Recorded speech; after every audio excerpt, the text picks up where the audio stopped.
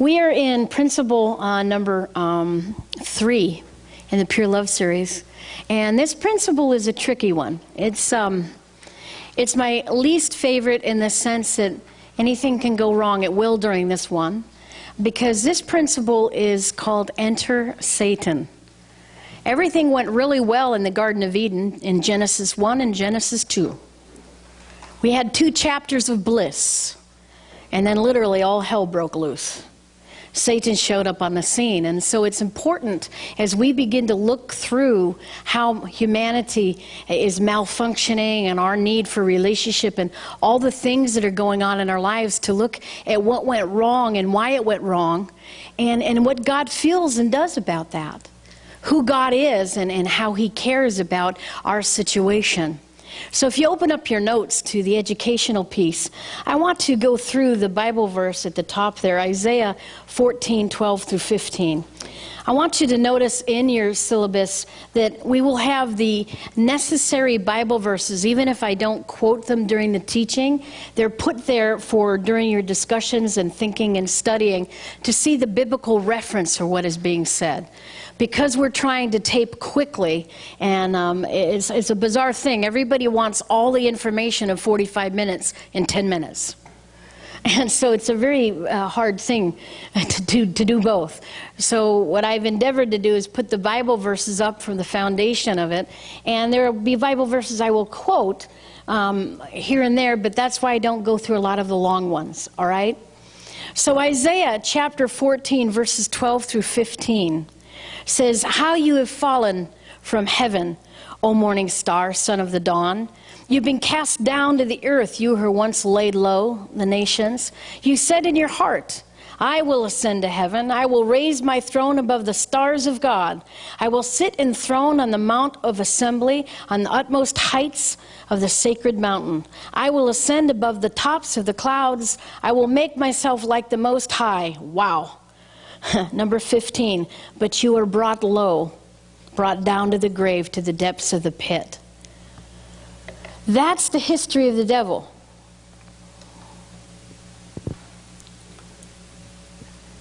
In my opinion, his best nickname is Jerk. But it's sad because at one time he was a beautiful being. I believe a being that God loved with all his heart, because God is love. But the devil got off track, and he made a decision to leave the place that he had been designed for and try to be God himself. I personally believe if the devil was a healthier God for us, God himself would step by and let him take the role, because God is a humble servant. But the devil is not a good leader, and he is not healthy for our soul. We weren't designed to live in the kind of government that he wants to direct and project. And so God had no choice but to cast him out of heaven with his followers. And that began the plight of the problems that we run into in our lives. At the foundation of our situation is the fall of Adam and Eve. Now I want to say something about that. I wasn't in the garden. Were you? I mean, I was dysfunctioning before I even knew what it was. I was sinning before I could spell it. As we grow older, we discover a lot about dysfunction. And we're malfunctioning and being raised in malfunctioning environments all our lives. And we carry baggage with us. But make no mistake, at the foundation of all that was a choice of this being, Lucifer, Satan, that made a decision that said, I'm going to be God. I want to be boss. And from that, we ran into a bunch of problems. So this section, Enter Satan, I hate it because everything that can go wrong does go wrong in the moment I'm going to teach this. I do not have the time, but if ever you want to get together, I can give you story after story of what happens when we go to teach this section. The devil does everything he can in his might to distract and disturb and disrupt. He does not want you to know the next group of events. He doesn't want you to be aware that he is a deceiver and a liar And that's the only tool he's got. And he uses your fallen state to manipulate you, control you, frustrate you, depress you. He does all of that to be in charge of you. And the way that we get out of that is, first of all, understanding the two kingdoms. And secondly, understanding from where our help comes. I'm a mark of a person who's been being set free. I know what it's like to be in a cage. Well, mine was a straitjacket in a little 6x8 room for 4 years. I know what that's like. We were never designed to be tied up in a straitjacket like that, abused and beaten and confused. But I, more than that, know what it's like to have Jesus Christ pour into my heart and into my life and set me free, not in theoretically, not, gosh, in thought. I'm free. And I wouldn't exchange my past for anything because of what I've learned. I've learned how powerful and loving God is, and that my need to love and to be loved came from the Trinity themselves. And I'm not ashamed to say, you need to love me. That's my design. In fact, if you don't like me, that's really your problem, because God does. And I can say that with a clear conscience and very securely. If God says it's left and you say it's right, who's correct? I've got some good news and some bad news. So if God says, I like her, and you don't, who's wrong? I rest my case. So let's go to the order of events of Satan entering the scene. We have the kingdom, and there's an order of events under number 1 and under the educational piece in this principle. We're going to go through these quickly. I just want you to see what unfolded in big strokes. If you want to go study it on your own, it's found in Genesis chapter 3. You've got the verses there, verses 1 through 13. So these are the order of events. Satan plotted to overthrow God. He failed. Somebody say hallelujah. Can you imagine if he won? You think life is hard now? Pick the worst place on earth that is governed by a horrible dictator. Got the place in, get a place in your mind. How'd you like to live there? As a slave. That's what our lives would be like if the devil won. And I'm very grateful he wasn't bigger and stronger than God. So he plotted to overthrow God. He failed and was cast out to God's kingdom, of his kingdom by God. So the devil, he's kicked out. Then God goes on and he creates Adam and Eve.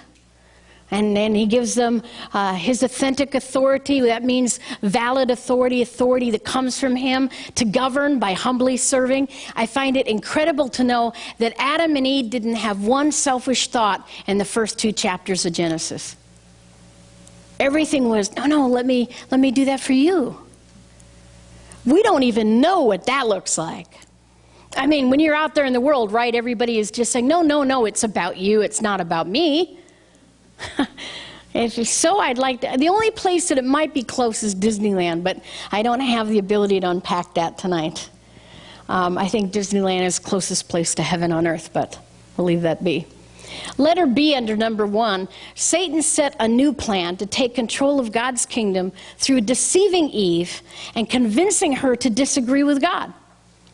He knew that if he was going to get control, if he was going to be in charge, he knew that he couldn't beat God, yes or no? Already tried that, didn't work. But Eve, a little easier. So he knew that if he could get Eve to disagree with God the way he had, she too would malfunction and he would be in charge of her. I'm finally boss of something. When my children were little, my son Roy wanted to be the boss of something. We finally let him be the boss of the fish. You know, he wanted to be the boss of my husband, and we went through a long thing on that. And what about the dog? No, you don't like the dog being boss of him. It's not a good idea. Well, what about the fish? Well, that ended up a failure too. He fed him a Big Mac and killed all the fish, which makes you wonder what's in a Big Mac, but we'll leave that alone. Dead fish all along the tank. So Satan is finally a boss. He's boss of Adam and Eve because he's deceived them. He plotted to get Eve to disconnect. So he cozied up to her, and then he convinced her to disobey God. God had said, don't eat from the tree of the knowledge of good and evil. It'll kill you. It'll hurt you. It's not a good idea. A little worse than poison ivy here. Don't touch it. And so the devil knew if he could get Eve to touch that and eat that, that disconnection would buy for him control over her. And that's all he wanted, was to be in charge. And so what did he do? He did. He deceived her, and her connection to God disappeared. It was a very tragic day. I think probably God cried pretty heavily. C in your notes. By disagreeing with God, Eve broke the covenant relationship, disconnecting, and she now malfunctioned. Disconnection from God equals malfunction, even today. You want to function healthfully, then we need to help you learn how to connect to God fully. Not intellectually, but fully. We'll talk about that later. So when that happened, Eve's situation became really bad. She lost her healthy soul. And the soul, what did we learn in the last two lessons? The soul is the communication center. If you are a being that needs relationship, God gave you as a being a soul that has the capacity to connect and relate. So it's important that that piece is healthy. Wouldn't you agree? It's like if you had a car and one of two things was going to malfunction, the radio or the engine, which would you choose? The radio. That we can get by down the road without a radio, but the engine gone is kind of a problem. Well, the devil went for the engine of the car. And that's the soul. And she malfunctioned. Letter E, or D, I'm sorry. Eve convinced Adam to disconnect, and he also malfunctioned. So then Adam followed suit. His connection from God disappeared. And now he malfunctions. It's getting ugly fast. And because they've malfunctioned, they're going to have more problems now. Because there's nobody healthy there to relate to the other. Here becomes a problem. You get one unhealthy person and you have a table of healthy people, they can help that person. But if you have all unhealthy people, what hope do we have now? And I think that's why Jesus came. Jesus was healthy. We needed somebody healthy. Does that make sense? And so we find that Adam and Eve, because of their situation, because they had malfunctioned, now we go to the next letter, letter E. Adam and Eve's malfunction disabled them. They can't live in healthy relationship according to their original design. It isn't they don't want to. They cannot. If you listen to the movies and the music and culture today, they're all screaming for wonderful, no strings attached, I love you. The movies all end that way, but in real life, is that how it works? But have you noticed how it sells? Everybody wants it. Everybody wants this wonderful love relationship with other people where nothing goes wrong. That's not reality. But is it reality? I think it is reality. See, it's not our reality, and that's why we're sick. We are designed for that to be our reality. That's a powerful thing to understand. So in this situation, now their intellect, instead of being healthy and able to communicate and gather data and function, is full of pride. Pride saying, it's all about me. I don't need your help, thanks. Me, myself, and I can take care of it. Thank you very much. Their emotions are selfish. This is all about what I want, how I feel, where I want to be. This is not the humble service that God had in mind. And then finally, their will is rebellious. And they're in this horrible, horrible place of now, because of all of that, they can't relate to each other. So now their connection disappears. So now you've got a fish out of water. If you imagine that the pure love that God designed us to live in is a pool of water, and you're a fish, you swim around in this, you're healthy. If you take the fish out of the water, what's going to happen? It's going to malfunction, it's going to die, it's going to flap around and then die. You take a human soul out of relationship, guess what it does? Exactly what the fish does. It malfunctions with depression, anger, addiction. We can make a list. It is the result of being without the relationship we're designed for. It's a horrible situation to be in. So let's go to last letter under number 1, letter F. God's kingdom on the earth was replaced by the kingdom of darkness. And creation malfunctioned, falling into a state of dysfunction and confusion. And doesn't that describe our world today? All of creation fell. The Bible says that creation is groaning, waiting on the sons of man to be redeemed. So we live in a place that we were never designed for.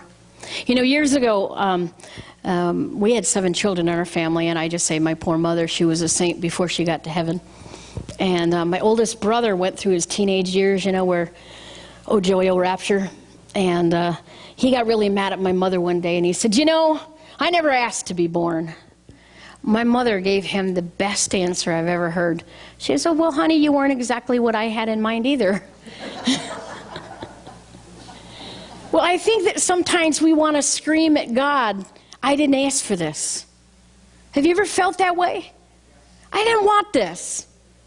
And I'm not allowed to kill myself. Bummer. I mean, there's no way out. Have you ever felt that way? Oh, you're so holy. Have you felt that way today? There's a part of us that wants to shout, this wasn't what I was designed for. And I really believe if you could hear the Father's heart, you'd say, well, honey, this isn't what I had in mind either. God doesn't have this in mind for us. He looks at every rejected soul here, and he weeps. He never designed us to go through all the stuff we've suffered. And he's here as a humble servant wanting to help. So we find that this kingdom that malfunctioned, the unity is the problem. The unity is gone. And because the unity is gone, the authentic authority that God gave Adam and Eve, that disappears. And now instead of having the kingdom of us, we have the kingdom of me. And what do you suddenly have? 2 distinct kingdoms that are exact opposites of each other. The devil came along, and this is number 2 under your paper. And it forms 2 forms of government. That's what we have suddenly. Because of what the devil did, we have now 2 forms of government. It was not that way in Genesis 1 and 2. And I cannot imagine to have never lived with any selfishness inside myself. What do you think that would be like to not think of yourself ever that way? Wouldn't that be freedom? Just to be able to say, this isn't about me. I love you. What a powerful thing that would be. How often do we catch ourselves trying not to behave that way? So let's look at these 2 kingdoms. We're going to look at them more closely in the next lesson, so I just want to introduce them. God's kingdom, A, okay, this kingdom is a kingdom of love governed by humble service. That's kingdom A, okay? Kingdom A, God's kingdom, is a kingdom of love governed with humble service. Then we have the other kingdom, the kingdom governed by the devil, kingdom B. And kingdom B, Satan's kingdom, is a kingdom of fear, manipulation, and it's governed by dictatorship. Now I have just one question for you. Which kingdom do you want? A. You know, we have 2 curtains, A and B. Which curtain would you like? You see what I'm saying? That's what pure love is about. That, in a nutshell, is what this whole 12 lessons is going to be about. Defining both kingdoms, letting you see which one you're really living in, and then helping you to decide which one you really want to be in. And if you want Kingdom A, we have a path to freedom. I'm the proof of that. I'm free. That's my proof. I can take you back to people that remembered when I was not. In fact, you can find Laura Hicks in this building. She can tell you a whole bunch. Okay? So what I want you to do is take these two kingdoms and what I've taught, and for the next 45 minutes or so, discuss it with one another. You've got questions there under the accountability piece, and really tear into it and discuss the two kingdoms and where we live and what's going on. Okay? Amen.